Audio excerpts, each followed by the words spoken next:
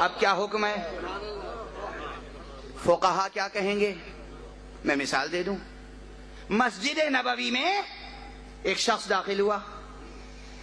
اس دور کا واقعہ ہے کہ جب نماز کے احکام تقریباً معین ہو چکے تھے اور اس نے نماز پڑھنا شروع کر دی. حضور نے اسے آواز دی. تمام مسلمانوں کی حدیث کی کتابوں میں موجود ہے. حضور نے آواز دی، انہوں نے حضور کی آواز پر آواز نہیں دی، نماز پڑھتے رہے.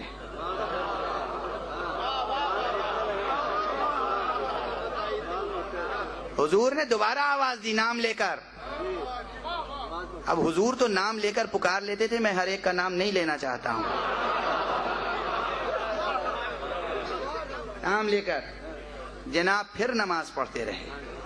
اور جب نماز ختم ہوئی تو فرمایا یا رسول اللہ میں نماز پڑھ رہا تھا. تو رسول اللہ نے معلوم ہے کیا کہا؟ تجھے نماز سکھائی کس نے ہے؟ اس جملے میں بہت بڑا سبق پوشیدہ ہے. یعنی تیرے فہم و فراست میں یہ بات نہ آئی کہ نماز کی حقیقت کیا ہے. اب میں جملہ عرض کر رہا ہوں، یاد رکھنا. نماز کی حقیقت جو کچھ بھی ہو، مگر ایک جملے میں صرف یہ کہا جا سکتا ہے نماز نام ہے، صلاۃ نام ہے، مصطفیٰ کی آواز پر آواز دینا.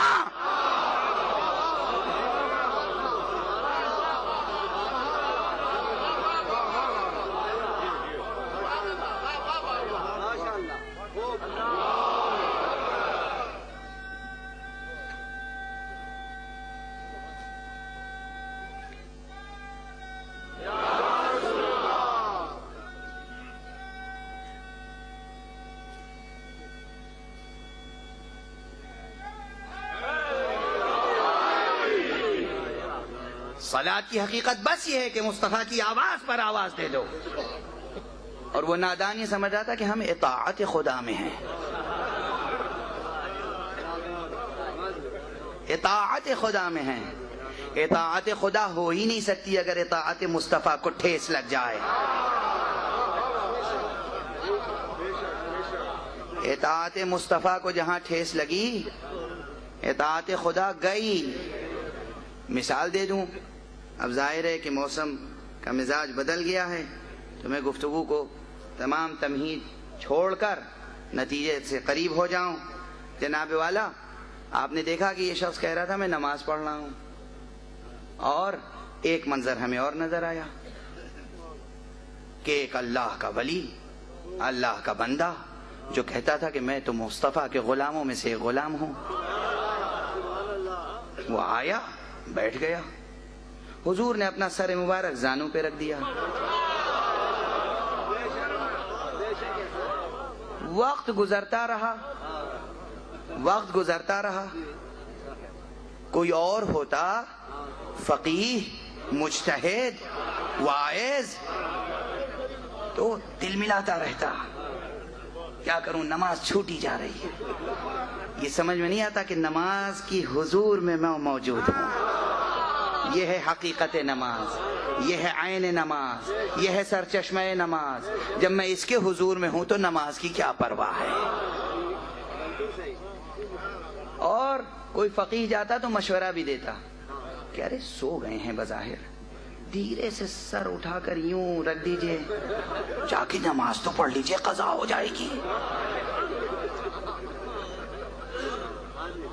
کوئی اذیت نہیں دینا ہے، نعوذ باللہ، کوئی تکلیف نہیں دینی ہے. آپ آہستہ سے سر ایسے رکھ دیجئے، نماز پڑھ لیجئے. یہ مولا کائنات ہیں، یہ صاحب خطاب سلونی ہیں. انہیں کون مسئلہ سکھائے گا فقہ کا یا عرفان کا؟ بیٹھے ہوئے اطمینان سے بیٹھے ہوئے. اچھا ایک جملہ اور سمجھیے. واقعات تو سب آپ کے سنے ہوئے ہیں، اسی میں جہتیں نکلتی ہیں. سنیے، کوئی اور ہوتا تو پھر بھی خوف کرتا کہ ٹھیک ہے یہ ہے مگر اللہ کی اطاعت تو نہیں ہو پا رہی ہے، گناہ، نماز قضا ہو گئی، اطاعت خدا نہیں ہو پائی نا. بندہ یہی سوچتا. رسول کی جو آنکھ کھلی تو رسول نے جملہ کیا کہا؟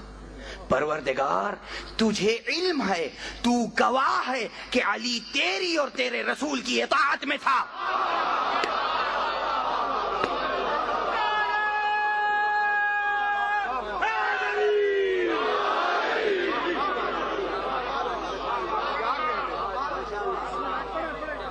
غور فرمائیں، رسول کا یہ جملہ، اور کسے خود نہیں کہہ رہے ہیں، پروردگار تو گواہ ہے۔ عام مجتہد و فقیہ، عام واعظ سمجھتا کہ اطاعت تو، اور حضور فرما رہے ہیں کہ پروردگار تو گواہ ہے کہ علی تیری اور تیرے رسول کی اطاعت میں تھا۔ جو حقیقت نماز کو اتنا پہچانتا ہو، جو اس قدر اطاعت خدا اور رسول کر سکتا ہو، اسی کے لیے خدا نظام ولایت کا تصرف کر کے سورج کو مغرب سے پلٹا کے دکھاتا ہے کہ دیکھو ولایت الہیہ کسے کہتے ہیں۔ صلوات پڑھتے محمد و آل محمد۔